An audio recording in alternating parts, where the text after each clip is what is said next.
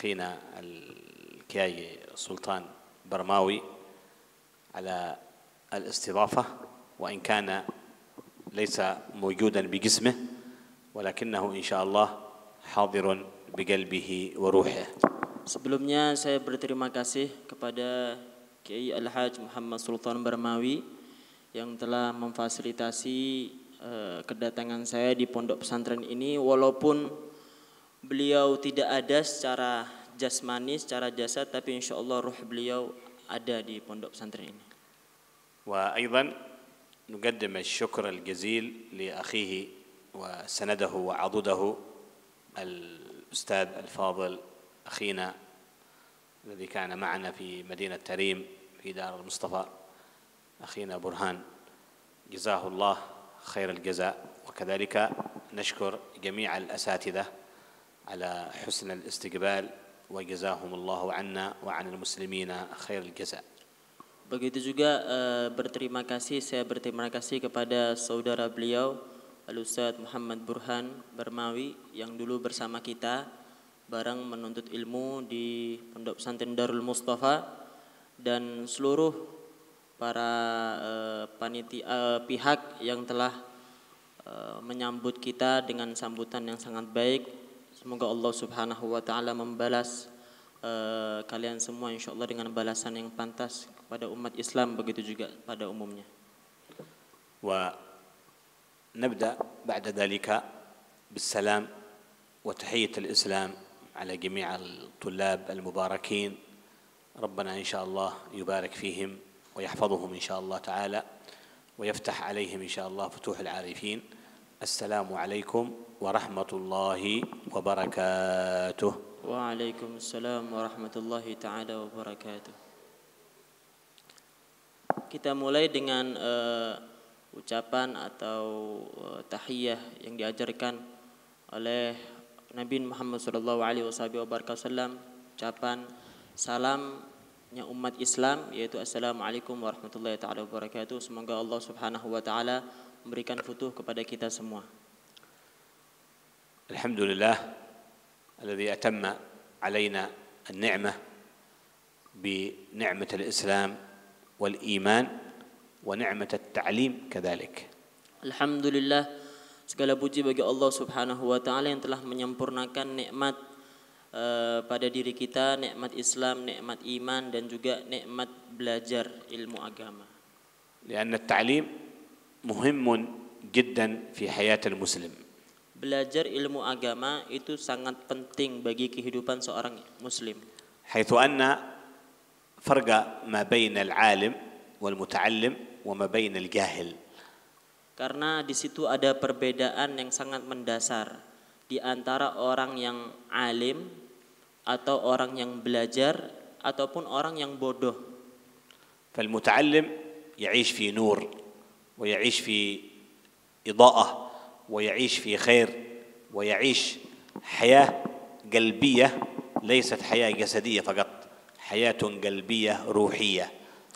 Orang yang belajar ilmu agama, dia hidup dalam cahaya, dia hidup dalam kebaikan, dia hidup di kehidupan yang penuh cahaya, dan dia hidup dengan batinnya dia, dengan hatinya dia, dengan ruhnya dia. Bukan hanya dia hidup dengan jasadnya dia saja, akan tapi orang yang belajar ilmu agama, dia juga hidup bersama hati dan ruhnya. والعلم هو أمر واجب على كل مسلم ومسلمة أن يتعلمون العلم الواجب عليهم من أحكام شرع الله سبحانه وتعالى. Begitu juga belajar ilmu agama adalah sesuatu yang wajib bagi setiap muslim, bagi setiap muslimah untuk mengarungi kehidupan di dunia ini. Belajar ilmu agama adalah sesuatu yang wajib bagi mereka. والعلم علمان. Ilmu ada dua macam. علم كسبي وعلم وهبي. Ada ilmu yang bernama ilmu kasbi, ada juga yang namanya ilmu wahbi. العلم الكسبي هذا يكتسبه الإنسان من خلال الذهاب إلى عند أهل العلم، وأنتم ما شاء الله جئتم إلى المعهد المبارك المسمى بمعهد منبع الحكمة. إن شاء الله ينبع تنبع منكم ومن صدوركم ومن قلوبكم ومن ألسنكم الحكمة والعلم إن شاء الله تعالى. Adapun ilmu kasbi itu adalah ilmu yang seseorang bisa capai dengan usaha dia, dengan perbuatan dia usahakan untuk mendapatkan ilmu tersebut. يكتسب هذا العلم.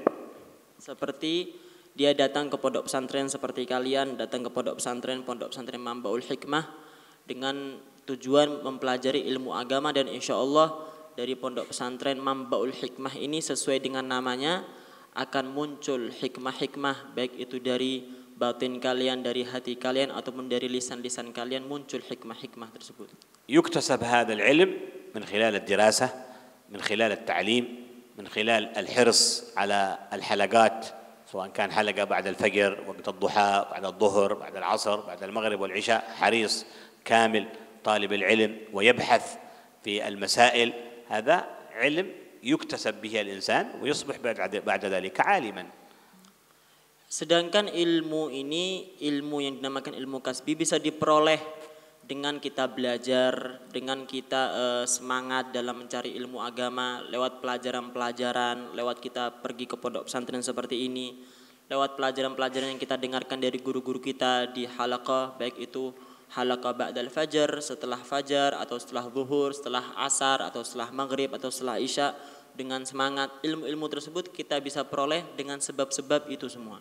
وفي العلم الكسبي والاجتهاد فيه يقول إمامنا الشافعي عليه رحمة الله تعالى: بقدر الكد تكتسب المعالي. Ilmu kasbi ini dengan kita berusaha, dengan kita bersungguh-sungguh bisa kita dapatkan ilmu kasbi ini.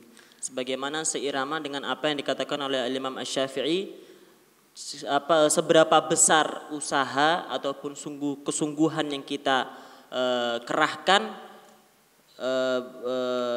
begitu juga ilmu yang akan kita dapatkan sesuai dengan kesungguhan kita.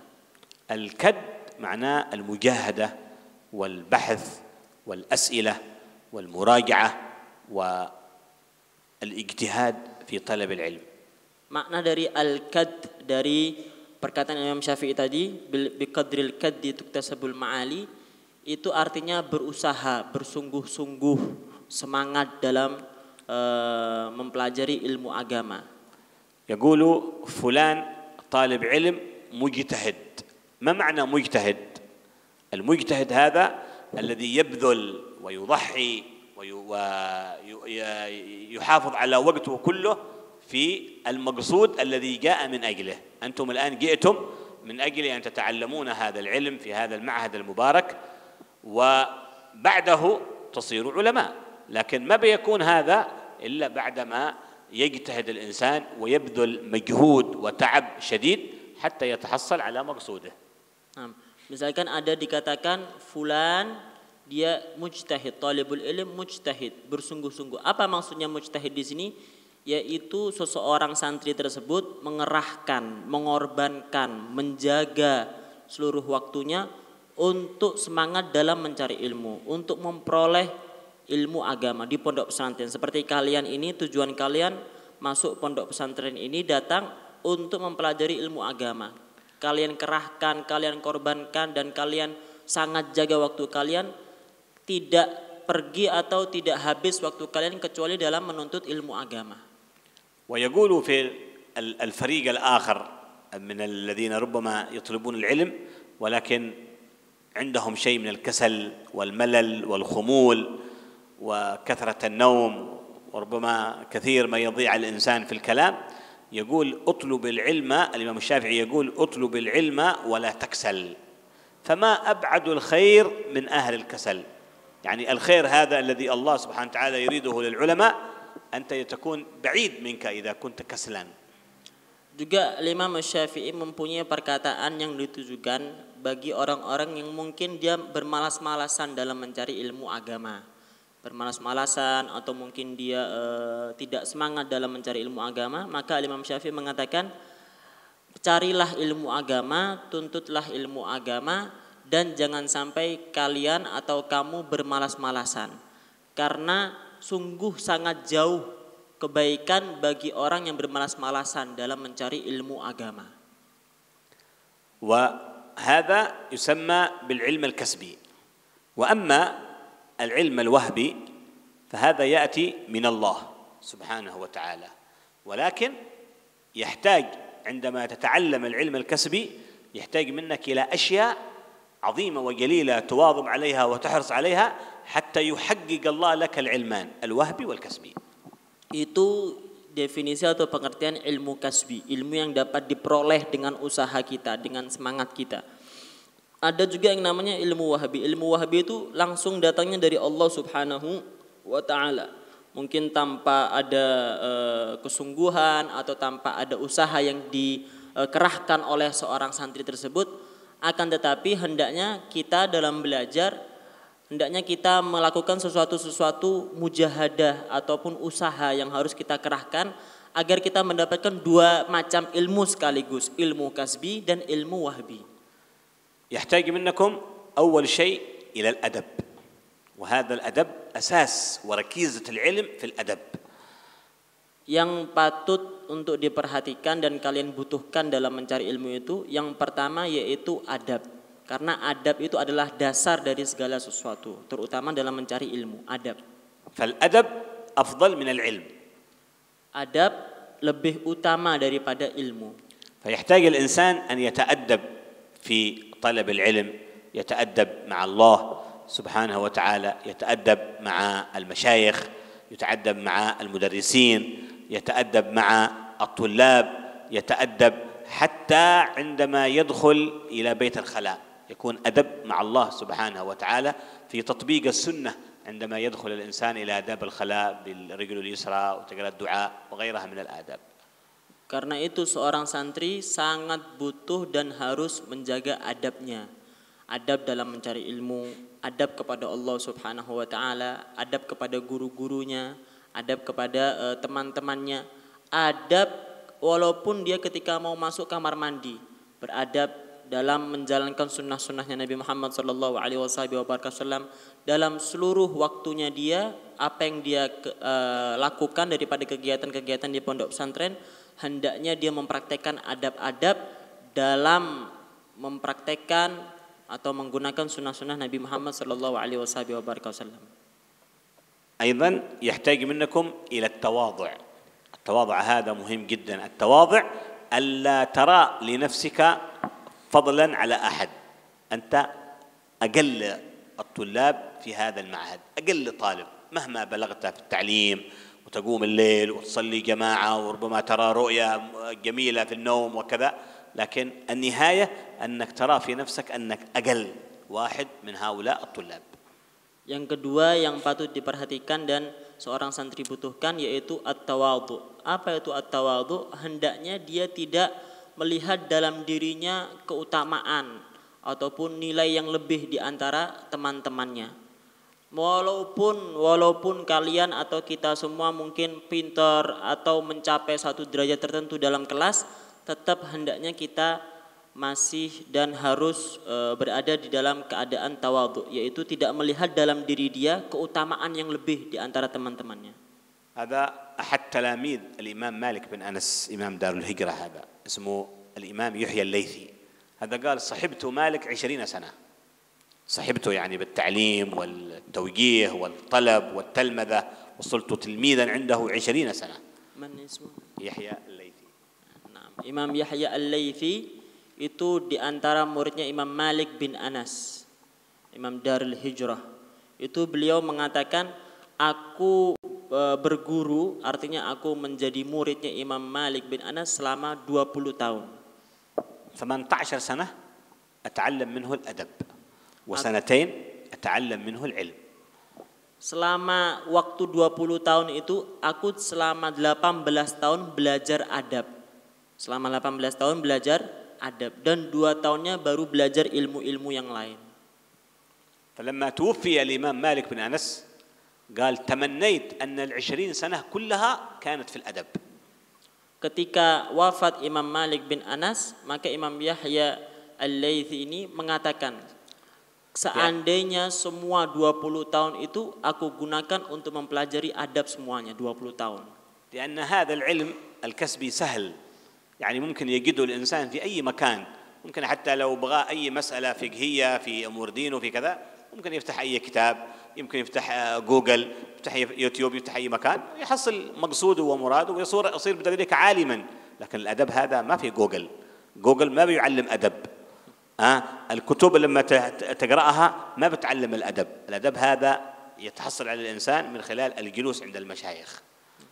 Karena ilmu kasbi ini yang tadi semua kita sudah tahu pengertiannya, itu mungkin gampang kita dapatkan. Walaupun mungkin kita nggak datang ke pondok pesantren ataupun yang lainnya, ketika kita ingin mempunyai jawaban, mencari jawaban tentang masalah fikhiyah misalkan, kita bisa buka kitab, kita bisa mungkin buka internet, buka Google dan seterusnya. Akan tetapi adab ini tidak ada dalam Google. Adab ini susah dicari. Adab ini harus kita duduk di depan masyayikh, duduk di depan guru-guru kita. Dengan hal-hal itu bisa kita peroleh yang namanya adab. Adapun ilmu kasbi gampang kita temukan di internet misalkan. ويقول أيضا الإمام أحمد بن زين الحبشي صاحب كتاب الرسالة الجامعة، يقول صحبت الإمام عبد الله بن علوي الحداد 40 سنة، ليس 20 سنة، 40 سنة، وصرت له مثل الميت بيد الغاسل يقلبني كيف شاء. Al-Habib Ahmad bin Zain Al-Habsyi, pengarang kitab Ar-Risalatul Jami'ah, itu beliau mengatakan, aku berguru kepada Al-Habib Abdullah bin Ali Al-Haddad selama 40 tahun. Dan kedudukanku di hadapannya seperti seorang mayit di hadapan orang yang mandi, orang yang mandiin mayit. Artinya digerak-gerakkan kemanapun aku nurut. مع أن الإمام أحمد بن زين الحبشي لما صحب الإمام الحداد، وقد عالم كبير ما شاء الله، عالم ومتعلم وفقيه، يسمونه الشافعي الصغير لما يحويه من العلوم، ولكن لما صحب الإمام الحداد أصبح تلميذا متأدبا محترما، لا يرفض أي طلب للإمام الحداد، أي شيء يقول مرحبا، امشي كذا مرحبا، اطلع كذا مرحبا، انزل كذا مرحبا، افعل كذا مرحبا، فصرت له متأدبا كاملا. Padahal pada waktu itu Al-Habib Ahmad bin Zain Al-Habsyi ketika berguru kepada Imam Haddad, beliau sudah menjadi orang yang alim, beliau menjadi orang yang ahli fikih, beliau sudah menjadi orang yang faham tentang permasalahan-permasalahan fikih, sampai beliau dijuluki Asy-Syafi'i Shaghir, Imam Syafi'i yang kecil. Artinya sudah alim beliau, akan tapi ketika berguru kepada Imam Haddad, beliau beradab dengan adab yang sangat sempurna. Lakukan ini, beliau laksanakan. Duduk, beliau laksanakan. Berdiri, jalan ke sini, beliau laksanakan. Apa yang diperintahkan oleh Imam Haddad, apa yang dibicarakan oleh Imam Haddad, beliau laksanakan. Beliau menjadi orang yang sangat beradab di hadapan guru beliau. هذا هو يسمونه العلم الكسبي. أما العلم الوهبي هذا كما قلنا يأتي بالأدب والتواضع وكسر النفس، هذا الثالث من الآداب التي إذا الإنسان أراد أن يتحصل على العلم الوهبي من الله، هذا كسر النفس، يعني لا ترى لنفسك شيء، ادفن نفسك كامل، حتى حد تكلم عليك، حتى حد قال عنك كذا كذا، ادفن نفسك، لا ترى لنفسك شيء.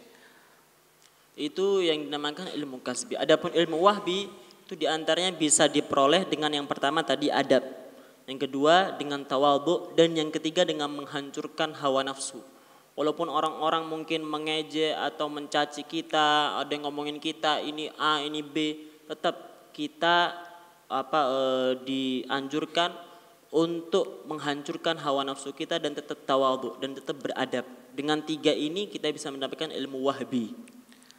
الأمر الرابع الذي ينبغي الإنسان أيضا أن يهتم به هو الخدمة، سواء كان تخدم في المعهد أو تخدم أحد المدرسين أو تخدم إخوانك وأصحابك من الطلاب. هذه الخدمة أيضا لها شأن كبير وعظيم. Di antara sesuatu yang harus diperhatikan dan dibutuhkan oleh seorang penuntut ilmu yaitu khidmah. Baik itu kalian khidmah melayani pondok pesantren kalian, khidmah melayani guru-guru kalian, atau khidmah kepada saudara-saudara kalian di antara penuntut ilmu yang ada di pondok pesantren ini. Karena khidmah ini mempunyai pengaruh yang sangat besar ketika kita mencari ilmu. فهذه الأربع الأشياء. الخامس وهو المهم تقوى الله سبحانه وتعالى. الله سبحانه وتعالى قال واتقوا الله ويعلمكم من؟ ما قال الشيخ ولا المدرس، لا قال يعلمكم الله. Dan itu 4 yang sudah disebutkan tadi, dan yang kelima adalah yang penting, yaitu takwa kepada Allah Subhanahu wa taala. Ini juga sangat-sangat penting. Allah Subhanahu wa taala berfirman, dan bertakwalah kalian kepada Allah, dan Allah lah yang akan mengajari kalian. Yang mengajari kalian bukan syekh, bukan guru, itu hanya wasilah, akan tapi yang hakiki adalah Allah Subhanahu wa taala mengajari ilmu-ilmu. ثم يتكلم أيضا أهل المعرفة بالله سبحانه وتعالى عن الشيوخ. الشيوخ هذا المشايخ يعني الذي يتلقى عنهم الإنسان علمه وتزكيته وأدبه وأخلاقه وغير ذلك. قال العلماء أهل المعرفة بالله يقولون أن المشايخ 3. Dan juga di antara ulama-ulama ahli ma'rifah mengatakan sesungguhnya guru itu ada beberapa macam. Ada 3 macam disebutkan. وكلمة شيخ كانت في بداية المراحل السلف الصالح كان هي المسمى يعني أي واحد بلغ شيء في العلم، شيء في المعرفة، طلب العلم وهكذا يسمى له شيخ. بعدين هذه جاءت الحبيب فلان والسيد فلان، هذه بعدين جاءت، لكن أول في البداية حتى الحبائب حتى أهل البيت لمن كان منهم عالما يقال له شيخ. مثلا عندنا على سبيل المثال الإمام السقاف، هذا الإمام عبد الرحمن بن محمد السقاف، ما يقولون الحبيب عبد الرحمن السقاف، لا، يقولون الشيخ عبد الرحمن السقاف. Kata-kata atau kalimat asy-syekh ini adalah kata yang pertama kali digunakan untuk orang-orang yang alim, orang-orang yang mencapai derajat tertentu di antara ilmu ataupun wilayah. Itu dulu dipakainya itu adalah kalimat asy-syekh. Belum ada istilah-istilah habib ataupun yang lainnya. Seperti contohnya tadi disebutkan Syekh Abdurrahman As-Saggaf, karena beliau mempunyai derajat ilmu atau derajat wilayah tertentu, maka yang disebutkan atau yang digunakan di masa-masa zaman dahulu itu pertama Asy-Syekh. Setelah itu baru datang istilah-istilah Al-Habib dan yang lainnya. ويقول الإمام علي بن محمد بن حسين الحبشي صاحب مولد صمت الدرر، يقول من لا صحب في حياته شيخ عارف مكين مرت حياته وهو معدود في المفلسين، يعني مفلس، يعني ما يستفيد شيء، خسران. Al-Habib Ali bin Muhammad bin Husain Al-Habsyi, beliau pernah berkata tentang pentingnya keberadaan syekh bagi kehidupan seseorang. Barang siapa yang tidak mempunyai syekh yang arif, yang mempunyai akidah yang kokoh, komitmen yang kuat, ya, orang yang tidak mempunyai guru yang seperti ini, maka dia melewati kehidupannya dia dan dia termasuk daripada orang-orang yang merugi. فأول شيخ هذا يسمونه شيخ التعليم، الشيخ الذي تتعلم عنده العلوم الدينية والفقهية والأصول والحديث والتفسير وغيرها، هذا يسمونه شيخ العلم.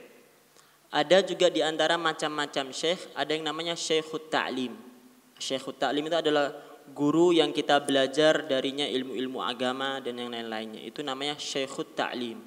والشيخ الآخر يسمونه شيخ التربية والتزكية والأدب. Dan di antara macam-macam guru yaitu ada yang namanya syekhut tarbiyah, guru pendidik kita, syekhul adab, guru yang mengajarkan kita adab-adab. وهذا مهمة هذا الشيخ أن يربي وأن يؤدب وأن يعلمك التواضع، يعلمك كسر النفس، يبعدك عن الغرور والعجب والشحنة والرياء والكبر وغيرها من هذه الأمور الذي تكدر على القلب. Tugas guru tarbiyah ini yaitu bagaimana mengajarkan kepada kalian adab, mengajarkan kepada kalian akhlak, mengajarkan kepada kalian tawadhu, mengajarkan kepada kalian untuk menghancurkan hawa nafsu, mengajarkan kepada kalian untuk tidak tertipu dengan ilmu agama, mengajarkan kalian untuk tidak saling membenci antara satu dengan yang lainnya, mengajarkan kepada kalian yang berkaitan tentang pendidikan rohani kalian. والشيخ هذا الثالث يسمونه شيخ الفتح، الذي بسببه يفتح الله عليك في العلوم الظاهرة والباطنة ويصير عندك العلم اللدني هذا الذي تكلمنا عنه. Dan macam yang ketiga adalah Syekhul Fatah, guru futuh. Artinya dengan sebab guru tersebut kita mendapatkan futuh dari Allah Subhanahu wa taala, pemahaman ilmu-ilmu agama. هذا شيخ الفتح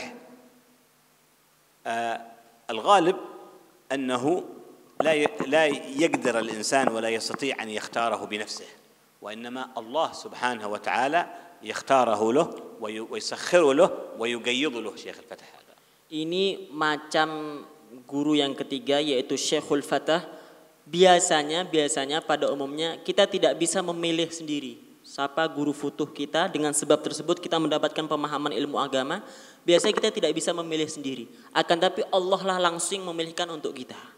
الشيخ العلم والتزكية هذا أنت تبحث عنه، تبحث عن هذا العالم الذي يعلمك، لأن سيدنا ابن سيرين هذا التابعي الجليل في صحيح الإمام مسلم يقول إن هذا العلم دين فانظروا عمن تأخذون دينكم. Adapun Syekhul Ta'lim, Syekhul Ilm, Syekhul Tazkiyah, Syekhul Tarbiyah misalkan, itu kita bisa pilih sendiri, kita bisa cari sendiri sebagaimana yang dikatakan oleh Imam Ibn Sirin dalam kitab Sahih Muslim, sesungguhnya ilmu ini adalah agama. Inna hadzal ilm din. Sesungguhnya ilmu ini adalah agama, karena itu hendaknya kalian mencari kepada siapa kalian mencari ilmu agama ini. وكان بعض الطلاب جاء إلى عند بعض المشايخ من أهل التزكية، من أهل التربية، من أهل المعرفة بالله، يريد أن يتعلم عنده، ولكن هذا الشيخ كان كبيرا في السن، يعني ما عاد يستطيع يعلمه، فقال له سوف آخذك إلى المكان حقنا الذي فيه حلقات العلم، وأنت بعد ذلك تختار الشيخ المناسب الذي ممكن يعلمك العلم والتزكية والتربية. Ada suatu saat seorang santri ingin belajar ilmu agama kepada seorang guru, akan tapi gurunya ini sudah agak tua, lah, umurnya sudah sampai umur yang tua. Karena itu seorang guru ini akhirnya mengajak murid ini kepada satu halaqah ta'lim. Karena itu dan dia bicara kepada muridnya ini, nanti aku akan bawa kamu kepada satu halaqah ta'lim, nanti ente pilih sendiri. Kamu pilih sendiri mana guru yang kira-kira sekiranya pas untuk mengajarkan ilmu agama kepada kamu. فأخذ هذا الشيخ الكبير هذا الطالب ودخل به إلى مكان الحلقة، فوجد في المكان حلقتين، يعني اثنين من المشايخ يعلمون، فجاء إلى هذا الشيخ الكبير إلى عند الحلقة الأولى وسلم على الشيخ، فقال له الشيخ وعليكم السلام ورحمة الله وبركاته، تحتاجون شيء يا شيخ، بغيتوا شيء خدمة أي حاجة؟ قالوا لا بس أنا أرى في نفس الشيء عليك. يعني الشيخ الكبير هذا العاقل يقول لهذا المدرس الشيخ، يقول وأنا في نفسي أجد في نفسي شيء عليك. Maka يعني مسيء الظن بك يعني. Nah, akhirnya si guru tua ini membawa murid ini kepada satu halaqah ta'lim, dan akhirnya ada di situ ada dua halaqah yang sedang belajar ilmu agama. Akhirnya si guru yang tua ini berbicara kepada salah satu guru yang mengajarkan tentang ilmu agama di salah satu halaqah tadi yang ada dua itu. Maka aku ingin berbicara kepada kamu. Maka si guru yang mengajarkan ilmu agama di masjid tersebut atau di tempat halaqah ta'lim tersebut mengatakan, ada perlu apa ya Syekh, wahai guru yang sudah tua ini? Maka tidak ada, aku hanya ingin berbicara sedikit kepada kamu, dan aku mempunyai di dalam hati ada kecondongan kepada kamu. وكان هذا الشيخ الكبير هذا كان متعمد يفعل هذا الكلام، يعني هو ليس في نفس الشيء عليه، بس بغى يشوف إيش هذا ردة فعله لما يقول وأنا في نفس الشيء عليك من سوء الظن. Maksud dan tujuan dari guru yang sudah tua ini berbicara kepada yang guru tadi itu di antara dua halaqah ini, dia ingin bagaimana respon daripada guru yang mengajarkan ilmu agama ini. Gimana dia jawabannya? Ingin tahu ekspresinya ketika si guru yang tua ini mengatakan perkataan yang tadi. فكان جواب هذا المدرس الشيخ هذا قام وثارت نفسه وغضب وقالوا أنت في نفسك شيء علي، أنا في نفسي شيء عليك، أنت المتكبر وأنت المعجب وأنت كذا وأنت كذا وأنت كذا. قالوا خلاص لا بأس حصل خيرا والعفو، ومشى من عنده. وأخذ هذا الطالب إلى عند الحلقة الثانية. Akhirnya si guru yang tua ini ketika mengatakan kepada salah satu guru ini, misalkan halaqah yang pertama, dia berkata, aku kayaknya dalam hatiku ini ada kejanggalan, bukan kecondongan ya, afwan. Ada kejanggalan dalam pengajaranmu ini. Akhirnya si guru yang pertama di halaqah yang pertama ini marah. Akhirnya marah kepada guru yang tua ini. Akhirnya maksudnya apa? Kamu menyangka bahwa pengajaranku ini tidak betul, tidak benar, dan aku ini sombong dan seterusnya. Marah, emosi, akhirnya marah-marah.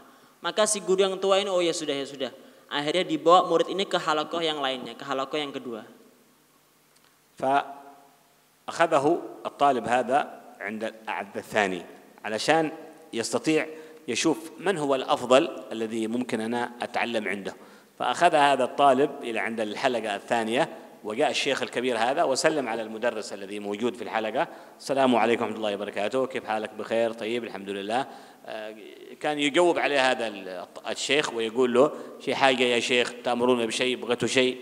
قالوا نعم أنا أجد في نفس الشيء عليك، نفس الكلام حق الأول. Akhirnya si guru yang tua ini bawa murid ke halakoh yang kedua dengan kelakuan yang sama. Si guru yang tua ini salam kepada guru yang kedua ini, memberikan salam dan tanya bagaimana kabarmu, sehat dan seterusnya. Dan perkataan yang sama, sepertinya di dalam hatiku ini ada suatu perasaan yang gak enak dalam dirimu wahai guru, wahai syekh, di halakoh yang kedua, guru yang kedua. فكان جواب هذا المدرس الآخر أن جلس يبكي ويقول لي يا شيخ العفو منك، سامحنا إذا أنا غلطت ولا إذا أنا سويت شيء ولا إذا أنا ما في أدب معكم ولا احترام معكم، سامحنا والعفو. قال له خلاص حصل خير إن شاء الله، وذهب.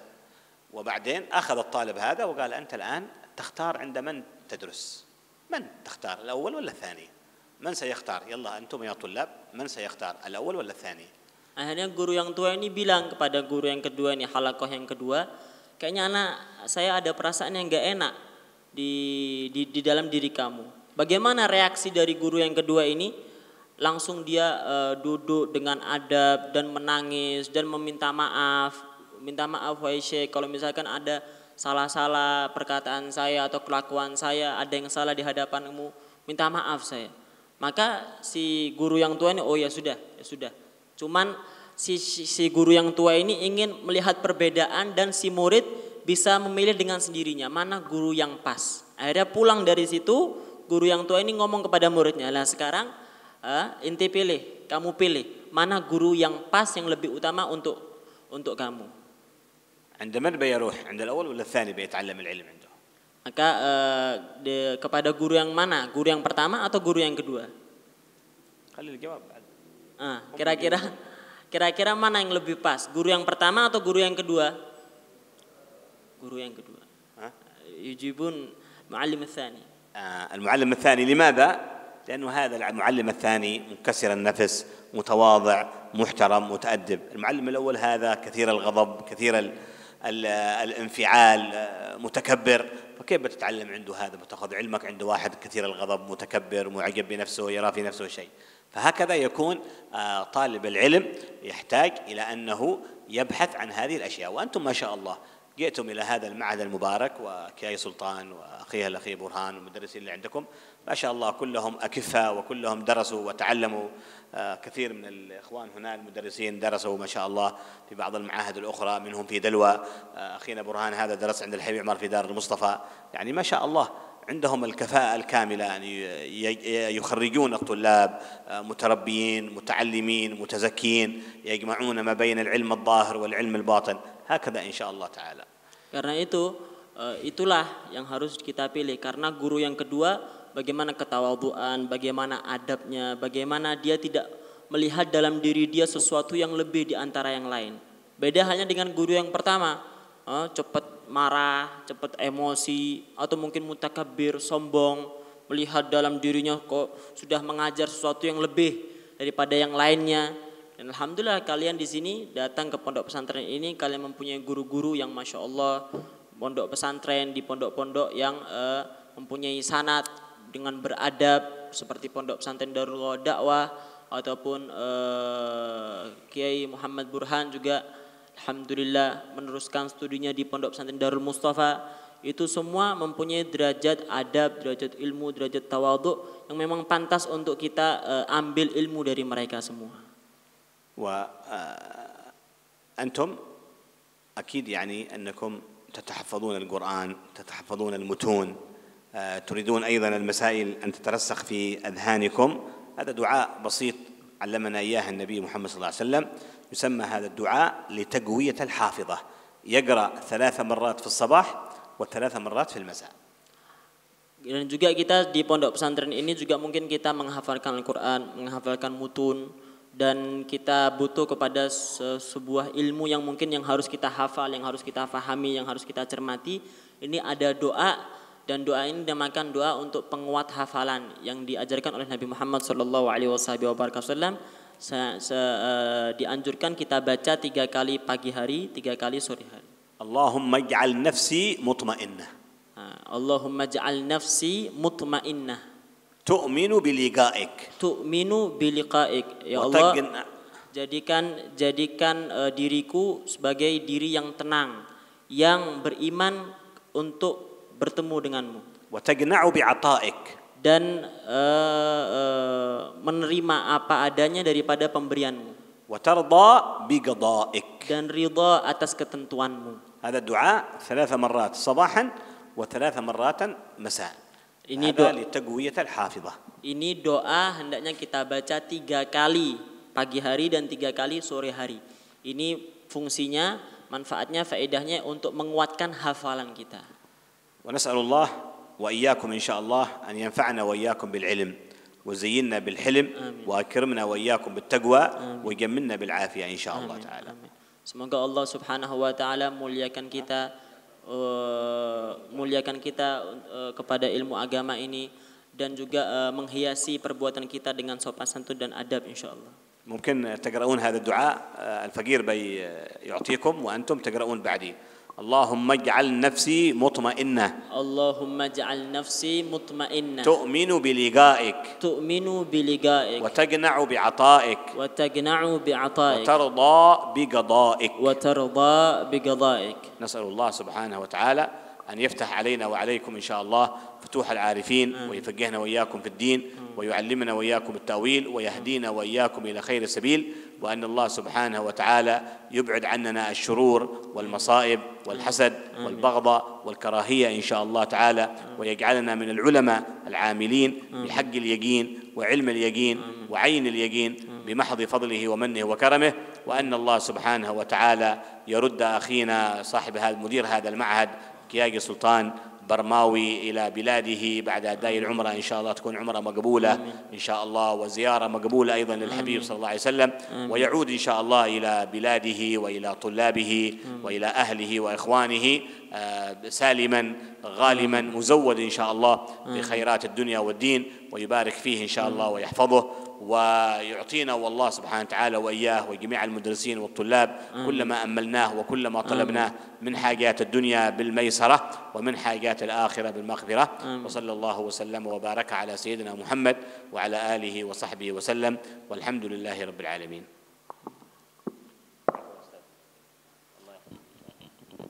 Jazakallahu khair. Syekh Muhammad Al-Khatib tadi menyampaikan nasihat-nasihat yang berharga, dan diingat-ingat apa yang beliau sampaikan, diantaranya terkait dengan keharusan kita saat kita berada di pesantren untuk semangat belajar,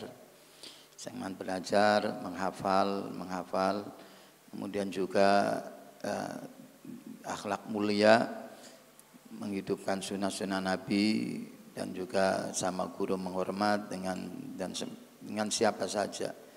Dan beliau mengatakan adab, akhlak itu jauh lebih mulia daripada ilmu. Semoga Allah anugerahkan kita ilmu yang bermanfaat, dan beritahu kita taufik hidayahnya untuk bisa mengamalkan ilmu, dan jadikan kita orang-orang yang berakhlak mulia. Amin ya rabbal alamin.